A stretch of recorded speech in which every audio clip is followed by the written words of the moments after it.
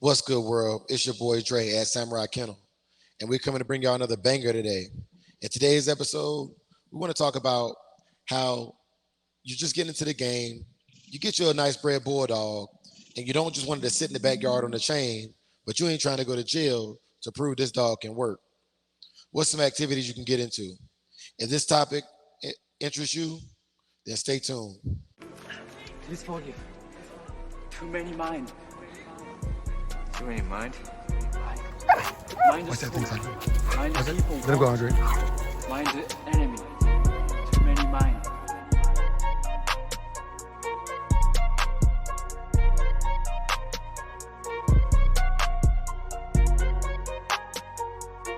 Samurai.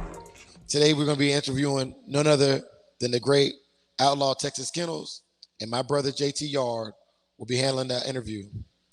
Y'all brothers, go ahead and introduce yourselves and let them know what we're going to be talking about today. Hey, what's going on? You got your boy JT APBT, with another exclusive interview with your boy David Valdez, man.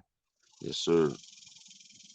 How's it going, y'all? This is Outlaw Texas Kennels. Talk about, like doing the top dog stuff, just, wall climb, the treadmill racing, and a little bit of little coursing because, I'm not too familiar with it, but I've been doing a little studying and working on that. But Absolutely, bro. And that's why I wanted to do this because I don't need a person who's been doing it for 13 years to do it. I need real people on my channel, and that's exactly why I wanted to have you here, bro. Because we see the progress. We follow you on TikTok. We follow you on Facebook. We follow you on Instagram, and it's we're just thankful that you could will take the time to show us some love and come check us out, man. Now, brother JT had some questions for you about your background, so I'm gonna pass it back over to JT. Yes, sir. Yes, sir. Basically, what was your introduction, man, to the American Pit Bull Terrier? Like, what age were you? You know what I'm well, saying? I've been I was a late starter upon it, but like I always, like read like books when I was younger, and I was kind of raised around, like pit crosses and stuff, and I was liking the temperament on it, but always in the back of my mind, I was like, I wonder how full blooded one would be, and it was kind of hard, because a lot of people, misguided information and stuff, and I didn't. I just barely recently got into it. Like around, I didn't get my first American Pit Bull Terrier until 2020 when I got Roxy. And when I went before I got her, the kennel I got her from, that was Ready Red Kennels. I probably watched him probably about like a year, like a year and stuff, and see how how he operated. Because nowadays on the internet, a lot of people be doing scamming, a lot of other stuff, and I wanted to make sure I was gonna get a dog from the right person, I can trust. As soon as I seen that, kind of, I had our talks, kind of fill them out.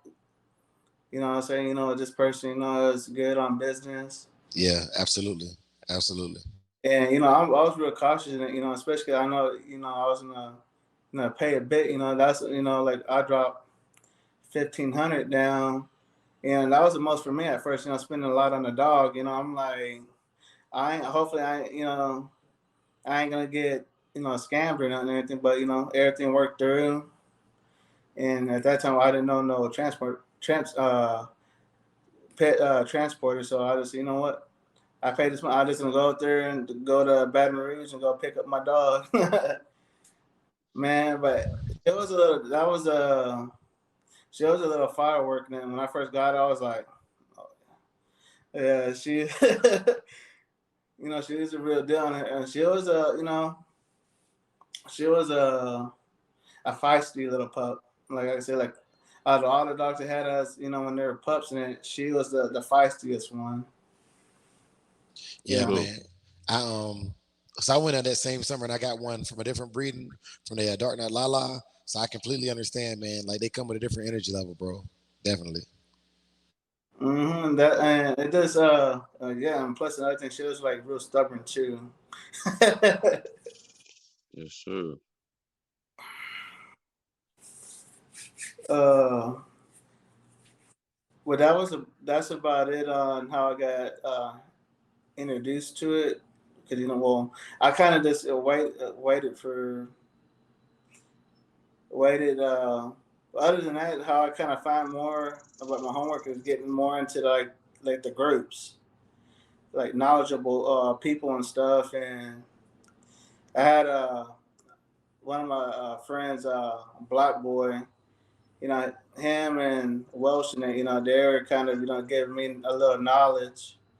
And this still we still chop it up to this day, and and they've been there since day one with me. Coaching me kind of through on certain little like little keeps or little treatments if the dogs have like a allergy reaction or something's off with them. I kind of get their little opinions. That is the same other thing with other people that I end up getting along with, especially like when I first went to the club. When I first started the club, that's the best thing that helped me out. Real honest with, because we got the legendary Gary Hammonds over there in our club, Right, and right. it feels good. And I said, dang, I get to have a living legend right there in the club.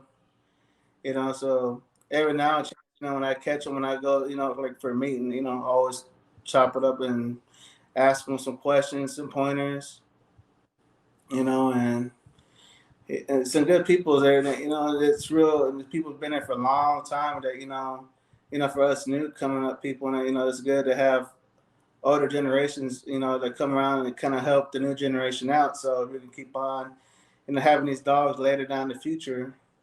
Yes, sir. Yes, sir. Man, that's So, dope.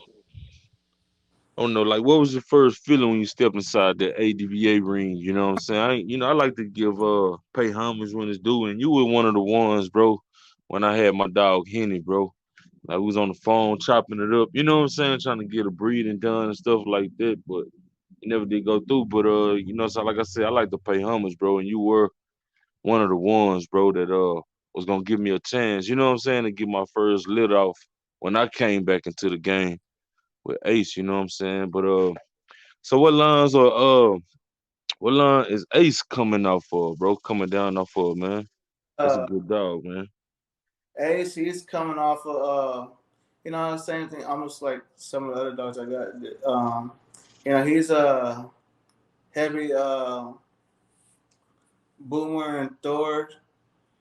It's a Red Boy Jocko, and then he got the Bolio that's coming off. It goes back to like the Cooper's and Balls, Hey, yeah, I was about to say he got that Cooper's and boss in his background too. Yeah, and yeah. he's like that. And then with Roxy's kids, they got the heavy, yeah, same thing, Red Bull Jocko, but they also got the Bolio coming off of Cooper's and Boss on the top, and then on the bottom, and on the top and bottom, they got a little touch of the Bolio Tombstone on the bottom from the Micro Marshall, the Mayday stuff, and then Arrow, he's a Red Boy Jocko, but he's more heavy on the Red Boy. Then Cheyenne and Trixie and Trouble, they're that was basically what they are. Red Boy Jocko, Bolly up Tombstone off of the the Michael Myers stuff, and then the Coopers and Balls, and then Sub Zero, he's a heavy Bolly Tombstone dog. The heavy Sin City, and same thing with Layla. Layla's Bolio Tombstone, I think it's like Sin City on the top, and then it's the thing like 2 times booger on the bottom. And Right. then Rambo, he's a Jeep Red Boy, heavy Jeep Red Boy male with a little touch of Old Family Red. And Mhm. then Santos is a Jeep Red Boy, Eli Carver dog. Yes, sir. You know, I got love for that Santos dog, man. I seen him Hey, work. You know what I mean? He a real worker right there, man. that sucker right there is something else right there. He's a complete, he's like a different color based off his dad Dax. You know, Right. he could be, he's nice and all that sucker. He could be an asshole at times, and then there's a time, when he gets that all go switch, like sending Yeah. anything that walk by on all 4 legs, or he seen me, if I'm take one of the dogs at the kennels to go get ready to work, and there he goes. Yeah. Um, Yeah. Yes, sir. Yeah, man. I got a chance to see that dog in person, man, at the Top Dogs Houston. Yeah, man. He's a beast. He's a beast, yeah, bro. that's what like with him. That's what I see. Like with him, it's not. He's more. I guess you could say more of a hunting dog now because how I kind of seen how fired up he gets in the ring, and then he almost kind of nipped me a little bit, out of excitement, and I was just like, so I said he would just be regular, just go for regular hunts and all that because I can't. He already know then in ADBA shows, they got no bite policies, for dogs. Even if it's just if it's accidental or excitement, it's that's a disqualification right there. So that's why you got to just be careful, kind of like some people you got to know your dogs. You know, Right. by kind of out of excitement, then you don't want to chance it. And depending on what judge it is, some judges wouldn't tolerate it, even if it's a little nip. If it's a little nip, they're gonna go, you can go ahead and go, or what, or just dismiss and tell you to leave the ring because I guess with the ADBA, they want the dogs with a positive image. Then especially if we got kids, kids are all around there and they don't want that as like a liability or whatever, and especially the same thing with Top Dog, and they know with Top Dog, it's a lot of high driven dogs there, because everybody's all excited and they know when they get in that field it's work time and fun time for them because that they look at that as playtime. Right. Right. And another thing too, I remember you were the first person to explain to me what Top Dog was, because I really didn't know what Top Dog was. So for the people out there that don't know what Top Dog is, can you just give a rundown on it? Can you explain what Top Dog really is? Top Dog is like it's a sporting event, like it tests the dogs, endurance, their speed, and the the agility of the dog was they really on how the drive on the dog, you know, and like with the wall climb, like what you gotta have a regulated tug, for all three. Well, and then the one thing is like the only thing it doesn't have require a tug is it depends on the club who's hosting the top dog because there's some that there's some that like doing a drag sled and then there's some clubs that don't, Right. and that really don't is the ones that that do like some people like doing like the if the dog weight pull they don't like doing the drag sled, so they did the Lou course. And but the let's say the top dog, the let's say the wall, it's more for agility. For Right. the dogs running vertical up the wall, the dogs running vertical up the wall, and the height that with that how that goes, at last year it was what, you get 2 attempts. So each time your dog misses if it misses the first time, and say he makes it in the next jump, then it starts over until he hits the spot. If he misses 2 times, and then he's done. Yeah. And now this year, now that I know, they do. You get 3 attempts, Right. and So then what? Yeah, I'm sorry. Go ahead. like the treadmill, it's just a 2 minute run right there. The time let the dog. They'll let you know, say when you're ready to start. Then you let the subjects already go, and you start the timer for 2 minutes. And some people, it just depends on how your dog is. Sometimes some people don't want their dog going full blast at first. Okay, now that'd be tiring them out. They want them just go at steady stride pace. And then when they get kind of halfway or close, then they tell them, all right, Yeah. oh. And then with the drag sled, just by a faster time, how fast your dog can get from one side to the other side is basically what it is. You get your handler or, a person to help, because it's 2 people. You get your handler on one side right there, and then you can choose to either be in front of your dog and, show them that toy, Right. and you run down. But the thing is, like some of the clubs that got like the little stop timer lasers right there. So sometimes you got to run to the side, and you can run in the middle. But when you get close to the other side, you're gonna have to hurry up and get around. So you want to trip that laser, and so the dog can go through.